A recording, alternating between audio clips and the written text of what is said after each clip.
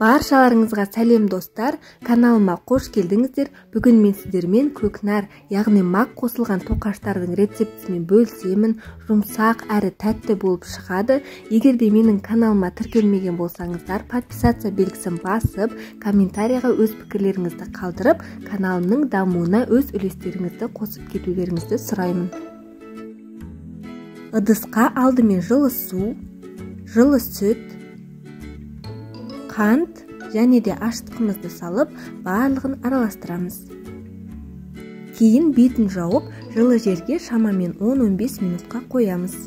15 минут өткеннен кейін бетінде осындай көпіршіктер пайда болуы тиіс. Кейін осы массамызға сұйық май және де жұмыртқа, шымшым тұзымызды салып, барлығын жақсылап араластырамыз.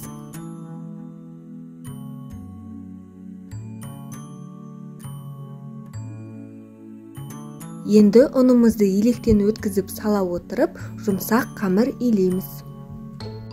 Қамырды өз қалауларыңызша ұның барлығын салып бірден илесеңіздер болады, қолмен илесеңіздер де болады. Өздеріңізге қалай ыңғайлы, солай илеңіздер. Маған осылай ыңғайлы болғандықтан мен осылай илеймін. Әрдайым осылай, алдымен қасықтың көмегімен, кейін бірақ қолдың көмегімен илеген маған ыңғайлырақ.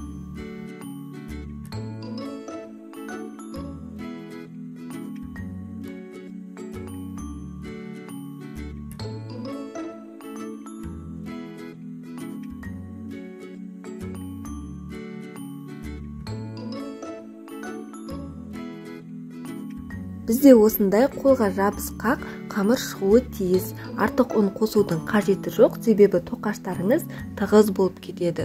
Енді сұйық маймен қамырымызды жақсылап майлап аламыз. Сол кезде қамырымыз көтерілген кезде ыдысқа жабыспай оңай алынатын болады.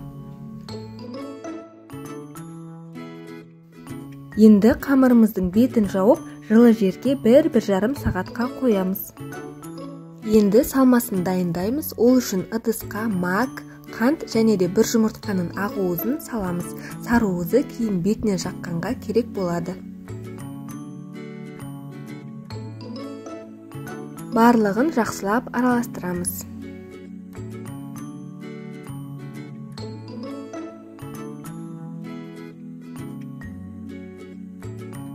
Міне осындай масса шықты. 1,5 сағат өтті, қамырымыз осылай күшті болып көтерілді. Дастарханға сәл ұнымызды сеуіп, қамырымызды түсіреміз. Қамырымызды екіге бөліп, екінші бөлігін домалақтап, бетін жауып, жылы жерге қойып қоямыз. Бірінші бөлігімізді алып, домалақтап, видеода көрсетілгендей оқтаудың көмегімен қамырымызды жаямыз.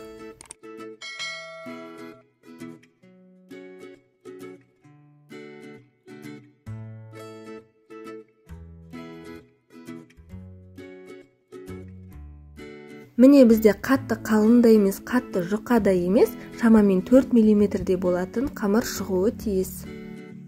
Енді осы қамырымызға салмамыздың жарты бөлігін салып, барлық жерлеріне жақсылап жайып шығамыз.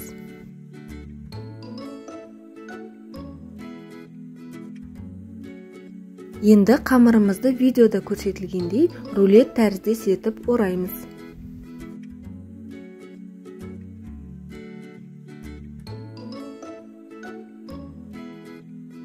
Көлемі шамамен 2 сантиметрдей болатын бірнеше бөліктерге бөліп шығамыз.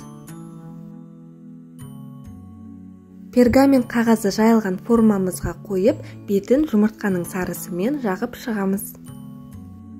180 градуста қызып тұрған пешке шамамен 15-20 минутқа қою керек.